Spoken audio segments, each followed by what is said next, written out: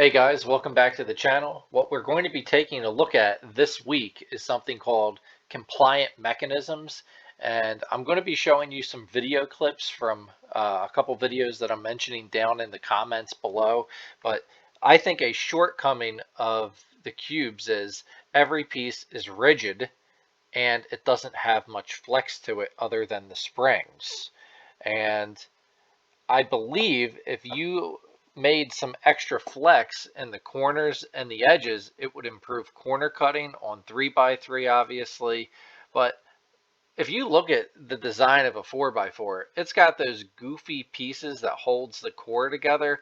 And I think if you use compliant mechanisms connected to the center pieces, you would have a much better mechanism for corner cutting and a much better mechanism in general to keep the cube rotating correctly rather than something they came up with, I'm going to say 8 to 10 years ago that hasn't changed since then. Um, I would highly suggest you look at the videos about compliant mechanisms that I have listed in the description below, and maybe even watch them before you watch mine. This is the first clip I want to take a look at. It's not very long, but I think it's going to give you a good idea about what a compliant mechanism really is. What do this satellite thruster, plastic tool, and micromechanical switch have in common? Well, they all contain components that bend, so-called compliant mechanisms. This episode was... So this guy's got a really good channel. I don't want to say I'm piggybacking off of him. I just think he has some good graphics and he has a great interview that we're going to be looking at today.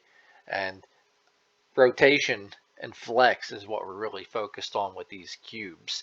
Imagine if you had an edge piece where that part that makes the center core flexed a little bit and it was able to always go back and only flex a certain amount, and certain pieces of that edge wouldn't move.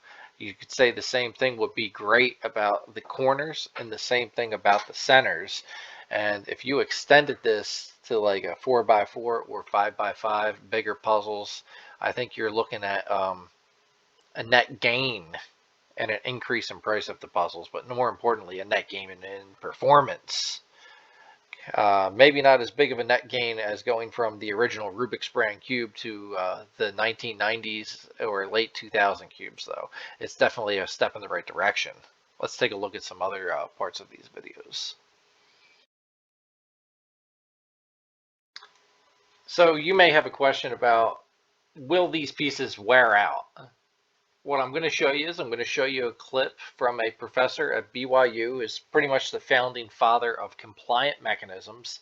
And well, let's take a look at the video clip. Fidget device. How long can these last? We've had these in our fatigue testing machine. We've been able to go over 1 million cycles with Million cycles. So let's say you're going 10 TPS, a million cycles divided by 10, 100,000. I don't know, guys. I think if you build these things the right way, they can be implemented into the cubes and they are not going to wear out.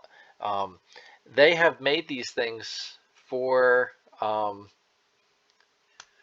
arming nuclear weapons. If you watch the video, I'm pretty sure if they're going to use it for nuclear weapons control, it's going to be safe in a Rubik's cube as well. It's not going to wear out. And with how frequently some of you guys buy cubes, I don't think you have to worry about your cube wearing out in general. The next part of the video I'd like to bring to everyone's attention is right here, and this shows you how controlled these compliant mechanisms can be.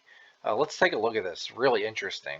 at least. So this is designed so that when you push on that, it actually just rotates in space. It doesn't move Right at all. around that I trunk knew right you were there. going to pull some sort of... So you're able to build these compliant mechanisms so that certain pieces don't move at all. I think everyone sees the benefit of that with inside of a cube, because if you start rotating parts of the cube or allowing pieces of the cube to have a little bit of deflection in them, you may be worried about, well, where's everything else going to move? You can build these compliant mechanisms so that things stay stable that you want to stay stable if you're willing to put the time and effort into it. And I think these companies do have the time and effort to do this. And they definitely have the right type of plastics, as you can tell from some of the other things I've been talking about. Now, a question that will arise is, all these devices they're holding are showing us in this video are relatively big. You're going to see something that kind of blew my mind the first time I saw it. Let's take a look. Really short. So these things actually move? Oh yeah, yeah, yeah. I need to see this. Okay, all right, we'll do it. Were those etched on there? Yeah, those are etched, and so just using the same processes used to make computer chips. So another. So what he just said there at the end, if you missed it, they are printed in the manner that you would print computer chips. So if you're worried about making these compliant mechanisms at a certain size that would work inside of a cube, I think this is going to, negate that point. If you can make them so small that they're working on a circuit board or something even smaller than a circuit board, and earlier in the video they were talking about using compliant mechanisms so that nuclear missiles don't launch, I'm pretty sure they're going to not only be the correct size, but they're definitely going to be reliable, and they are going to last. That's just wild.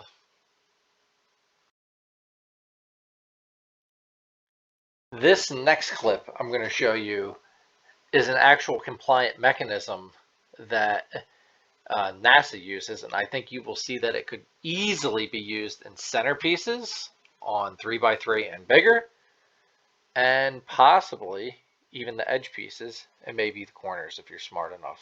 Smarter than me, at least. There's something we did with NASA making a hinge that could replace bearings for, say, deploying solar panels. Now look at the flex on this thing. Wouldn't expect this from metal. You could easily get the same strength if you were using cubes with plastic, and definitely the same flex or more. This is titanium, 3D printed titanium. But what's freaky about it Use titanium is in the that cubes, motion right? people expect. Watch this. There's a piece of titanium that can bend.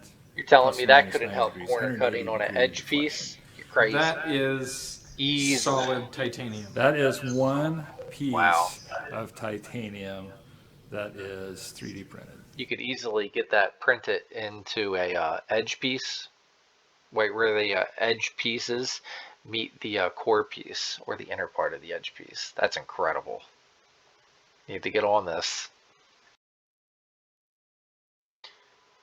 So this clip is from a new video. This guy, he has a course that you can take online that's completely around designing compliant mechanisms, and this is one of the compliant mechanisms in the video that I thought was interesting that could be used right away on edges or corners. In this course, I'm going to teach you how to design compliant mechanisms. We don't need to hear him that much, but look at that thing.